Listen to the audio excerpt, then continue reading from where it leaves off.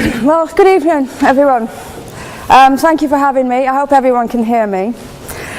How to respond to a lot of this.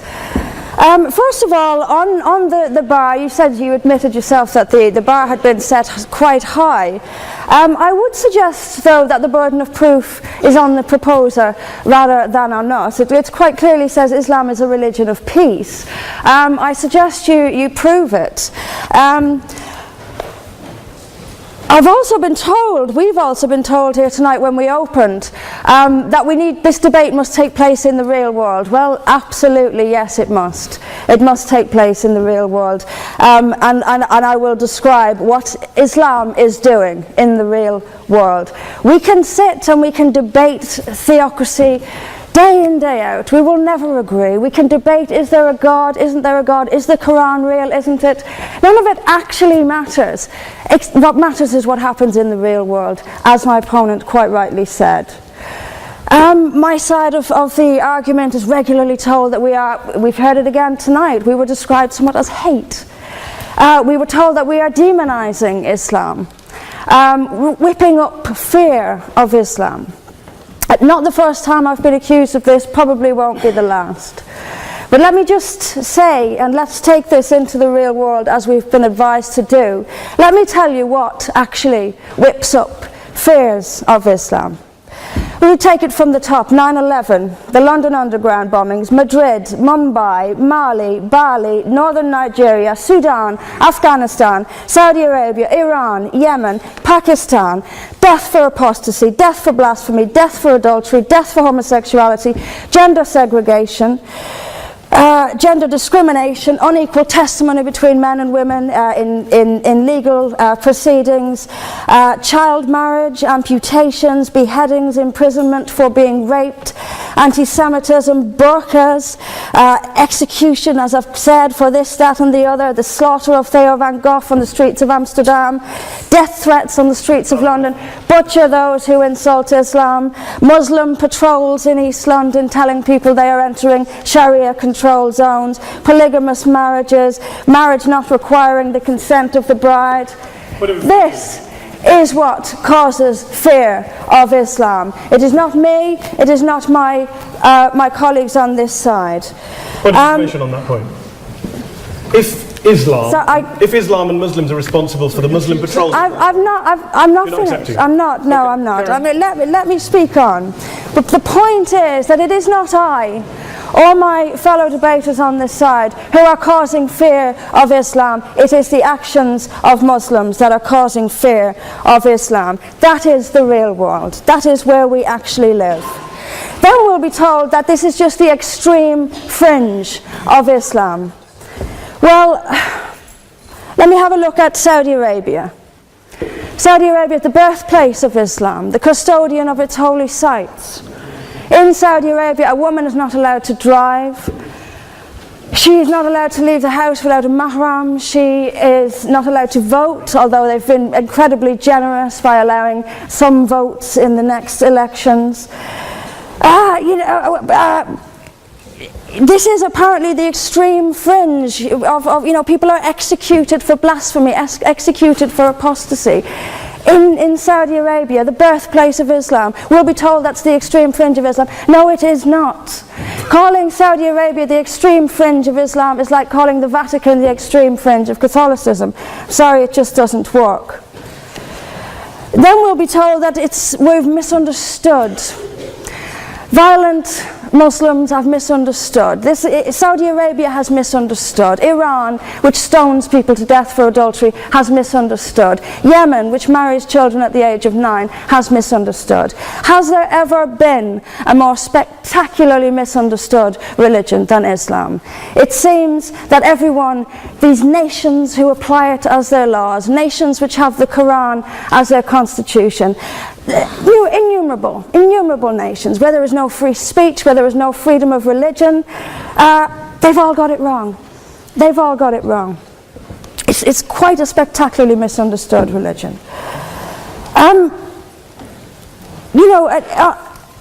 There's just so much. I'm constantly told as well that I need to respect Islam. I'm never quite given a good enough reason why. I am under no greater obligation to respect Islam than I am any other beliefs. I'm under no more obligation to respect a woman oppressed in the name of Islam than if she is oppressed by the BNP or anyone else.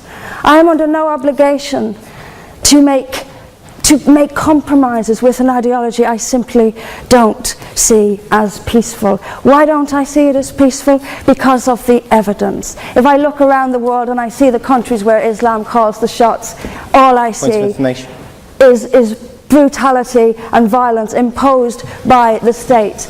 We were told that peace is not just the absence of violence but the presence of justice. Absolutely. I do not see how in a nation where, as the only woman here, I have some particular issues with the way women are treated in Islamic states. Now you can argue that they've got it wrong. Tell them that, because they seem to think that's what it is. Yes, I mean, there's so much to say about it, but is there a peaceful Islam? Yes, there is. It's in the hearts of peaceful Muslims. Unfortunately, though, there's also a rather more objective Islam, and peaceful Muslims have to do some really rather creative interpretation, like the command to beat her. I've seen Muslim women. I didn't stand up for you. Well, I didn't. So if you could just have a bit. I knew this would happen. I knew this would happen, by the way. I knew this would happen. What I'm saying is completely controversial and will be booed and shouted down, and I have no doubt my colleagues the same. I knew this would happen. You say anything negative, you'll get the boos. I'm actually going to leave it there. But I will finish just by saying this. There are hundreds of millions of peaceful Muslims. That is a fact. But that does not mean that Islam itself is peaceful. Peaceful Muslims interpret verses of the Quran so almost beyond recognition. It's reinterpreted, like the command to beat her. It's there in the Quran, and I've seen Muslim women try to dance around it. They put words in there that simply aren't there. That's what it says. It says beat her. And in the countries where the Quran calls the shots, that is exactly what they do. This is not peace. This is not justice. Islam is not a religion of peace, as the evidence shows us. Thank you. Thank you very much, Mr. President. Ladies and gentlemen, good evening. Assalamu alaikum. Lovely to see you all here tonight. We are having a very entertaining night, are we not, with some very interesting things being said from the other side of the house tonight. Let me begin by saying, as a Muslim, as a representative of Islam, I would consider myself an ambassador for Islam, a believer in Islam, a follower of Islam and its Prophet. So in that capacity, let me begin by apologizing to Anne-Marie for the Bali bombings. I apologize for the role of my religion and me and my people, for the killing of Theo van Gogh, for 7/7. Yes, that was all of us. That was Islam, that was Muslims, that was the Quran. I mean, astonishing claims to make in the very first speech tonight, on a day like today, where the Conservative Prime Minister of the United Kingdom is having to come out and point out that these kind of views are anathema. And I believe you're trying to stand for the Labour Party to become an MP in Brighton. If you do, and you make these comments, I'm guessing you'll have the whip withdrawn from you, but then again, UKIP's on the rise, they'll take you, the BNP, they might have something to say about your views. This is what Mehdi Hassan always does. By the way, just on a factual point, since we heard a lot about the second speaker, about how backward we Muslims all are, on a factual point, you said that Islam was born in Saudi Arabia. Islam was born in 610 AD. Saudi Arabia was born in 1932 AD. So you were only 1,322 years off. Not bad? Not bad start there. Talking of maths, by the way, a man named Al-Khawarizmi was one of the greatest mathematicians of all time, a Muslim, worked in the golden age of Islam. He's the guy who came up with not just algebra, but algorithms. Without algorithms, you wouldn't have laptops. Without laptops, Daniel Johnson tonight wouldn't have been able to print out his speech in which he came to berate us Muslims for holding back the advance and intellectual achievements of the West, which all happened without any contribution from anyone else other than the Judeo-Christian people of Europe. In fact, Daniel David Levering, the author of the Pulitzer Prize-winning historian and author of The Golden Crucible, points out that there would be no Renaissance, there would be no Reformation in Europe without the role played by Ibn Sina and Ibn Rushd and some of the great Muslim theologians, philosophers, scientists in bringing Greek texts to Europe. As for this being our university, I will leave that to the imagination as to who is our and who is there. I studied here too. An astonishing set of speeches so far making this case tonight. A mixture of just cherry-picked quotes, facts and figures, self-serving, selective, a farrago of distortions, misrepresentations, misinterpretations, misquotations. Daniel talked about my article in the New Statesman, which got me a lot of flack, where I talked about the anti-Semitism that is prevalent in some parts of the Muslim community, which indeed it is. Of course, I didn't say in that piece that it was caused by the religion of Islam. In fact, modern anti-Semitism in the Middle East was imported from, finish the sentence, Christian, Judeo-Christian Europe, where I believe some certainly bad things happened to the Jewish people. In fact, Tom Friedman, Jewish-American columnist in the New York Times, told me in this very chamber last week that he believed, had Muslims been running Europe in the 1940s, 6 million extra Jews would still be alive today. So I'm not going to take lessons in anti-Semitism from someone who's here to defend the Judeo-Christian values of a continent that murdered 6 million Jews. Moving swiftly on. Yes. Absolutely. Well, I'm about to make that point. No, I'm about to make that point. You're right. I agree with you. I agree with you 110%. That is my point. I don't think Europe is evil or bad. I'm a very proud European. I don't want to judge Europe on that basis, but if we're going to play this gutter game where we pull out the Bali bombing and we pull out examples of anti-Semitism in the Islamic community, then of course I'm going to come back and say, well, hold on. I mean, look, let's be very clear. Daniel here was a last-minute replacement for Douglas Murray, who had to pull out. And Douglas and I have a well-documented differences, but to be fair to Douglas, as to be fair to Anne-Marie and to Peter, atheists. Atheists see all religions as evil, violent, threatening. What the problem I have with Daniel's speech is that Daniel comes here to run this robust defense of Christianity, forgetting that his fellow Christians, people who said they were acting in the name of Jesus, gave us the Crusades, the Spanish Inquisition, the anti-Jewish pogroms, European colonialism in Africa and Asia, the Lord's Resistance Army in Uganda, not to mention countless arson and bomb attacks on abortion clinics in the United States of America to this very day. I would like a little bit of humility from Daniel first before he begins lecturing other communities and other faiths on violence, terror and intolerance. But, no thank you. Some water. But I would say this, to address the gentleman's very valid point here, I'm not going to play that game. I don't actually believe that Christianity is a religion of violence and hate because of what the LRA does in Uganda or what Crusaders did to Jews and Muslims in Jerusalem when they took back the city in the 12th or 13th or whatever century it was.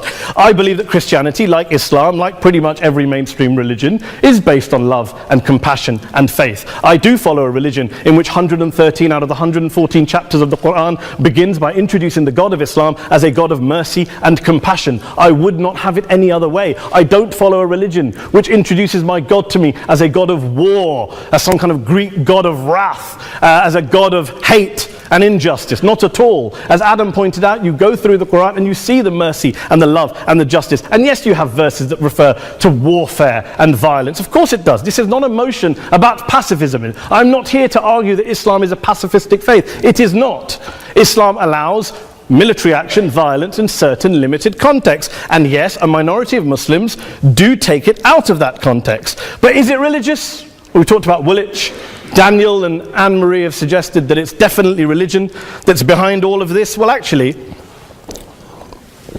what I find so amusing tonight is we're having a debate about Islam, and the opposition tonight have come forward. We have a graduate in law, a graduate in modern history, a graduate in chemistry, and you know, I admire all of their intellects and their abilities, but we don't have anyone who's actually an expert on Islam, a scholar of Islam, a historian of Islam, a speaker of Arabic, even a terrorism expert or a security expert or a pollster, let alone to talk about what Muslims believe or think. Instead, we have people coming here, putting forward these views, putting forward these sweeping opinions. Listen to Professor Robert Pape of the University of Chicago, one of America's leading terrorism experts, who, unlike our esteemed opposition tonight, studied every single case of suicide terrorism between 1980 and 2005, 315 cases in total. And he concluded, and I quote, "There is little connection between suicide terrorism and Islamic fundamentalism or any of the world's religions. Rather, what nearly all suicide terrorist attacks have in common is a specific secular and strategic goal to compel modern democracies to withdraw military forces from territory that the terrorists consider to be their homeland."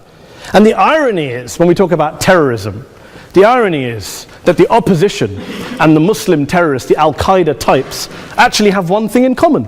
Because they both believe that Islam is a warlike, violent religion. They both agree on that. They have everything in common. Osama bin Laden would be nodding along to everything he's heard tonight from the opposition side. He agrees with them. The problem is that mainstream Muslims don't. The majority of Muslims around the world don't. In fact, a gentleman here started quoting all sorts of polls. Gallup carried out the biggest poll of Muslims around the world, of 50,000 Muslims in 35 countries. 93% of Muslims rejected 9/11 and suicide attacks. And of the 7% who didn't, they all, when polled and focus grouped, cited political reasons for their support for violence, not religious reasons. And as for Islamic scholars and what they say, well, Daniel talks about our University of Oxford. We'll go down to Oxford Centre for Islamic Studies, get hold of a man named Sheikh Afifi al-Akiti, who is a massively well-credentialed and well-respected Islamic scholar, who has studied across the world, who in the days after 7/7 published a fatwa denouncing terrorism in the name of Islam, calling for the protection of all non-combatants at all times, and describing suicide bombings as an innovation with no basis in Islamic law. Go and listen to Sheikh Tahir al-Qadri, one of Pakistan's most famous Islamic scholars, who published a 600-page fatwa condemning the killing of all innocents and all suicide bombings unconditionally without any ifs or buts. There's nothing new here. This is mainstream Islam, mainstream scholarship, which has said this for years. You don't go out and kill people willy-nilly in the high street or anywhere else, on a bus or a mall, based on verses of the Quran that you cherry-pick without any context, any understanding, any interpretation, or any commentary. Point of information. Please. What about stoning of women, for example, things such like... Well, it's It doesn't happen apparently.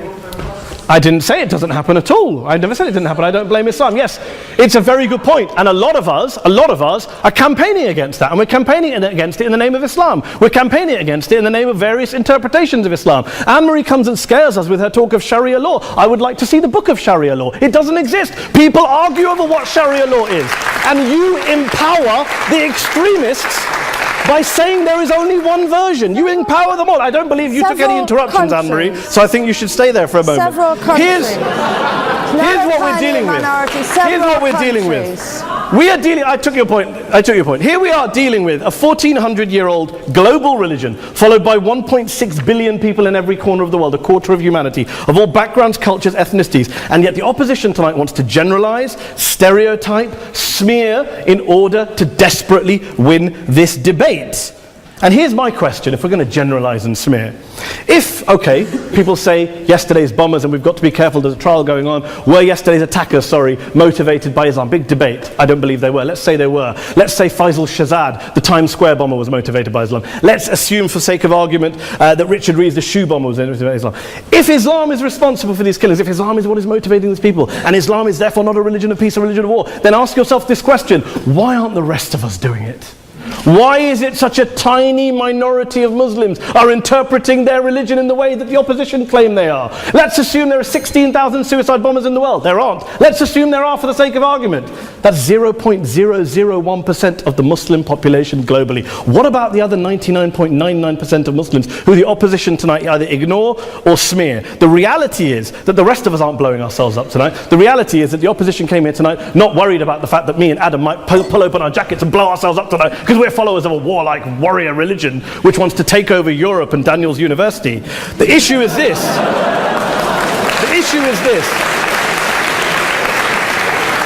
Unless the opposition can tell us tonight, and Peter Atkins is here, one of our great atheist intellectuals, can tell us tonight, can answer this question tonight: why don't the vast majority of Muslims around the world behave as violently and aggressively as a tiny minority of politically motivated extremists? Then they might as well give up and stop pretending they have anything relevant to say about Islam or Muslims as a whole. Ladies and gentlemen, let me just say this to you. Think about what the opposite of this motion is.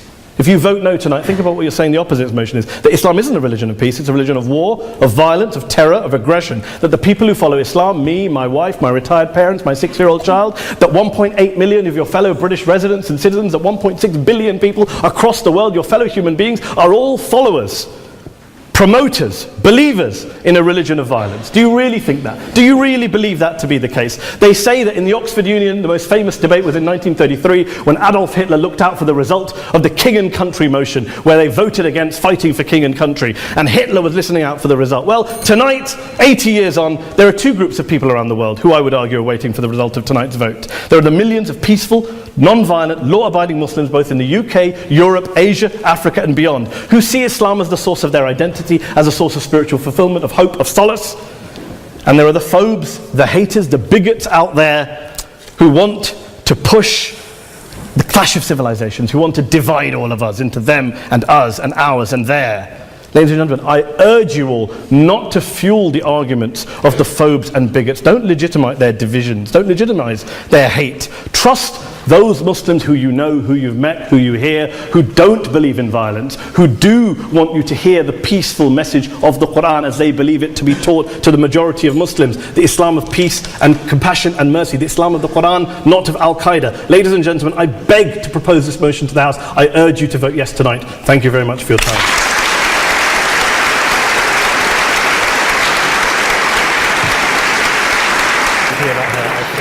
In it, as good men will find anywhere.